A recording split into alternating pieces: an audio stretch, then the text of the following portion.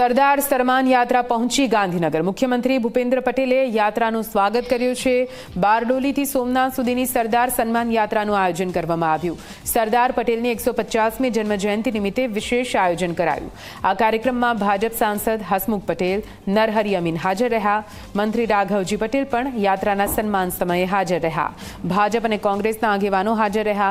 ગાંધીનગરના અન્ય પાટીદાર આગેવાન પણ ઉપસ્થિત રહ્યા। ગાંધીનગર ખાતે યાત્રા આવી છે ને ગાંધીનગરમાં વસતા તમામ સમાજ દ્વારા ખૂબ ઉષ્માભર્યું અને એના અગાઉ પણ ઘણી બધી મિટિંગો હતી, એટલે તમામ સમાજનું એક સંદેશા સાથે, એટલે જેથી કરી અને તમામ લોકોનું કહેવું કે સરદાર સાહેબ માત્ર કોઈ એક કુળમાં જન્મ્યા એટલે કોઈ કુળના નથી, સમગ્ર ભારતના છે।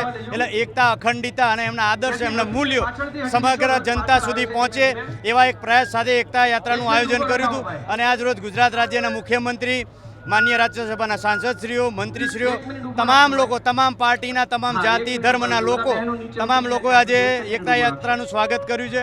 સરદાર સન્માન યાત્રા બારડોલીથી સોમનાથ, સરદાર સાહેબના વિચારો ઘર ઘર સુધી પહોંચાડવા માટેની આ યાત્રા છે।